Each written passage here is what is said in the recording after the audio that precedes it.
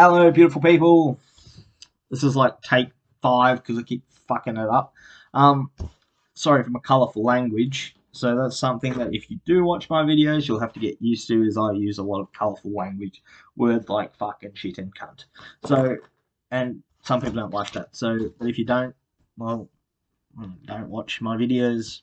But if you can get past those colourful words, you might learn something. I might learn something in the comment section if you do decide to leave a comment. Leave me some colourful ones too if you don't like the video. I'm always up for some fun abuse. So I wanted to talk about anxiety and depression a little bit, not for too long because I tend to ramble on and won't make much sense.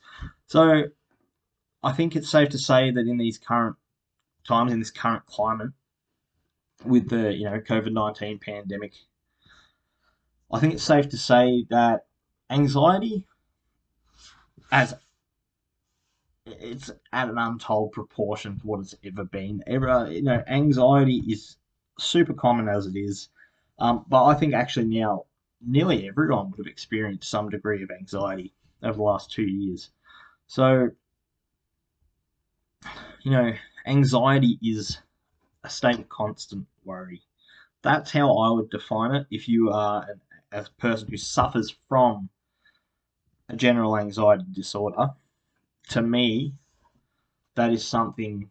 It's something more permanent to just experiencing anxiety, so suffering from an actual anxiety disorder, as opposed to being anxious. So everyone's anxious sometimes, but there's a lot of people who already suffer from anxiety who find it hard to socially interact, find it hard in their jobs to get through the day. Now, I've been one of those people in the past. Not so much anymore. I still suffer from fairly severe anxiety at times, but um, I have methods to control my anxiety. And I was pretty much a manic depressive as well. So manic depressive with suicidal thoughts and tendencies towards self harm. My tendencies towards self harm manifested themselves in excessive drinking, um, physical starvation, so not eating properly than I knew I should. Um, and I would do things. So I wasn't like some people are, they mutilate themselves through cutting and things like that. I used to hurt myself in other ways, and they were made to look more. Um, I made them look like I was having fun with it, so it was more of a thing where I made it into a comedic thing where I was actually able to sort of harm myself in the public eye. So with around my friends and stuff drinking, you know, I would do things that would purposely put my body in a position of harm. So things like putting my head through walls or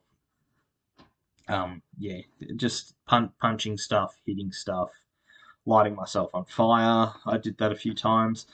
Um, as you know, I can look back on it and laugh because at the time even it was funny, it was comedic, but my depressive state had me at such a point that I didn't care what happened to me. So I didn't really care. I didn't care if I died. I really didn't. Like I had this whole attitude of, well, if I die, who gives a shit? The world's a fucked up place anyway. And yeah, so I let myself just do whatever. And I feel the I feel the impact of it on my body now.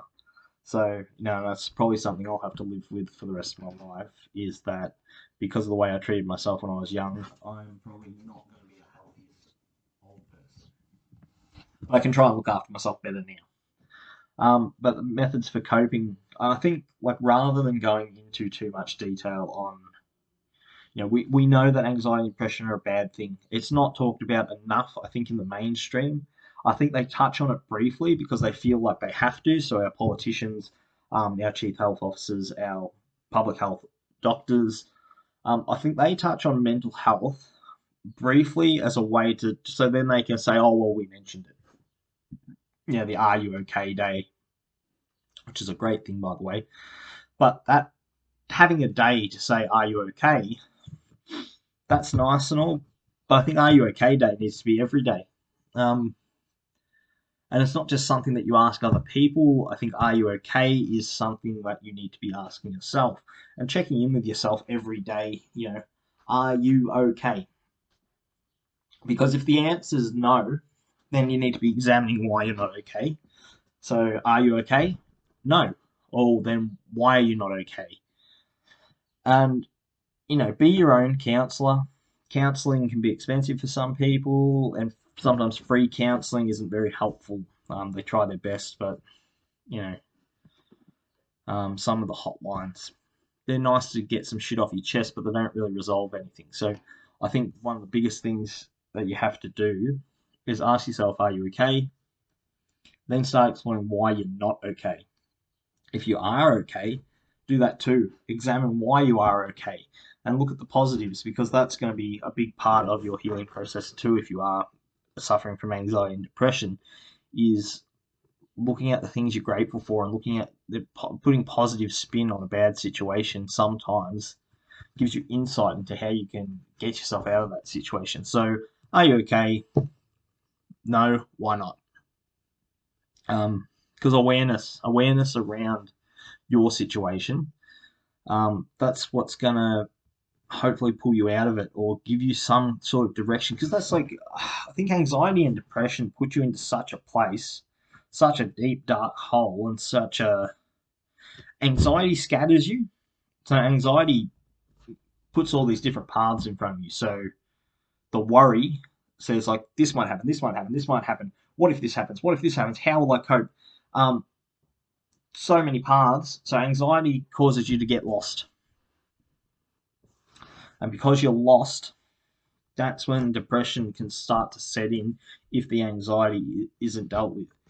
So once you're depressed, depressed, where you depress something, you end up in a deep dark hole. You end up in a well of despair. So that pit of despair is hard to get out of once you're in there, especially when all of the anxiety creates all these different pathways and you keep taking the wrong ones, or you just don't take any because there's too many to choose from, it's too much, and it's easier to sit in the well.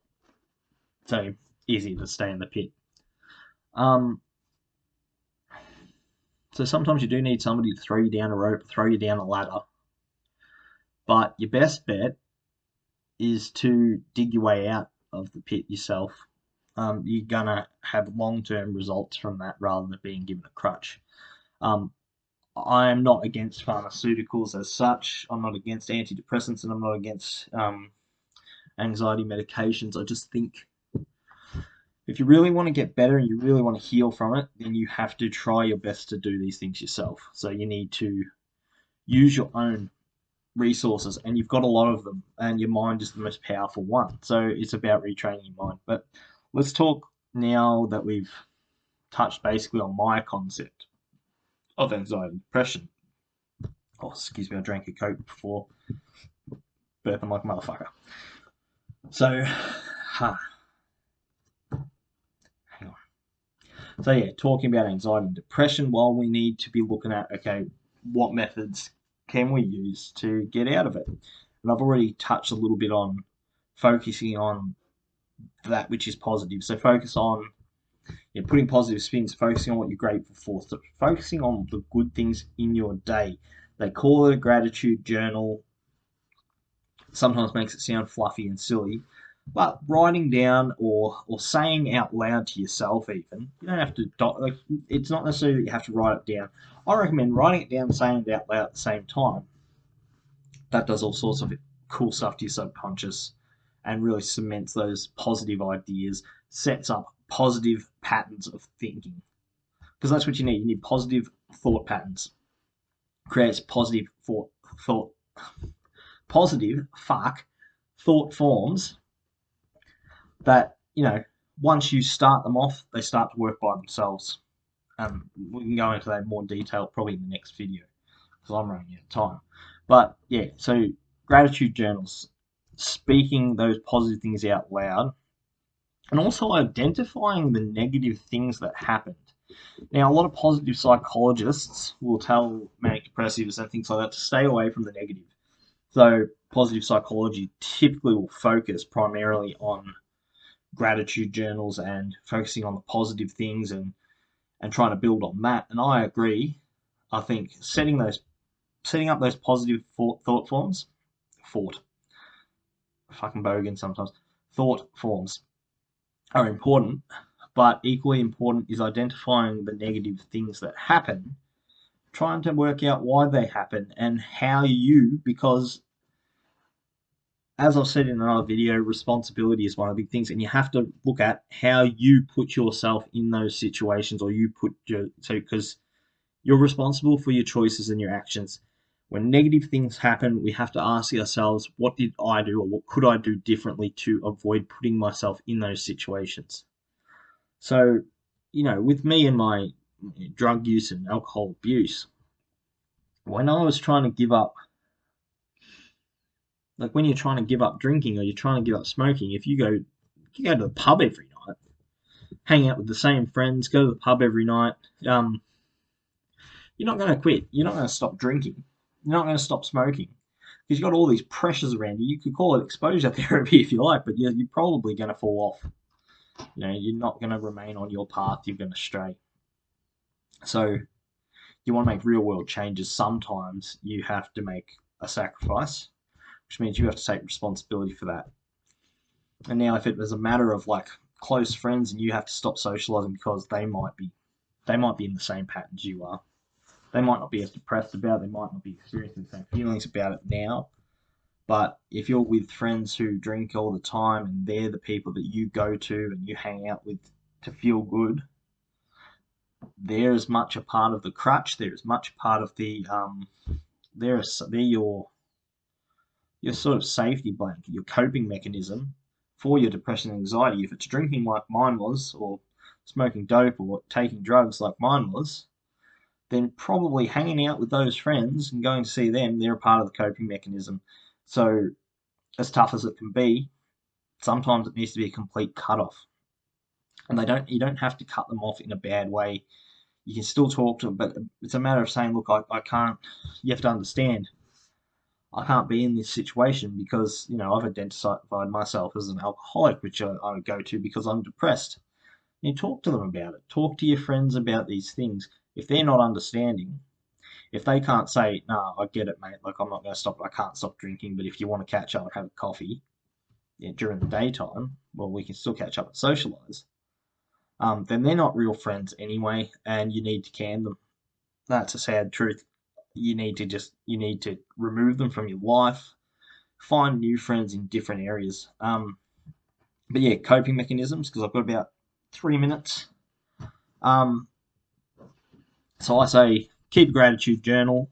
Talk to your friends about your problems. Talk to the people around you that are closest and let them know how you're feeling. And tell them that you don't necessarily need them to say anything, but you just need them to know, you need to know that they're there. So if you've got someone, so identifying your sort of your support mechanisms. So identifying support, keeping gratitude journals, and one of my other things that I really recommend, and I recommend it to anyone, is meditation. So meditation and mindfulness practices. Breathing, so breath work. And I don't know specifics on breath work. I've studied a little bit of pranic breathing, pore and body breathing, and rhythmic breathing. So relaxation, breathing, and meditation. So just a basics of meditation. And, with those tools, and we're going to go more into meditation in my next video, where I'm actually going to run you through some of the steps towards that, rhythmic pranic breathing, and relaxation towards helping anxiety and depression. So in the next video, I will talk specifically about that. Anyway, guys, so look after your mental health. First and foremost, it will do you wonders. Support people. If you know people with anxiety and depression, let them know that you're always there. Day or night. If you know of any support mechanisms that they can use, let them know. Let them know that there's stuff out there, because a lot of people get lost that they can't see. And if you're thinking clearly and you can see, just give them. Don't force them. Just give them a nudge. Give them the tools. Yeah. Anyway, love and light, guys. Peace profound. Take care. I'll talk to you later.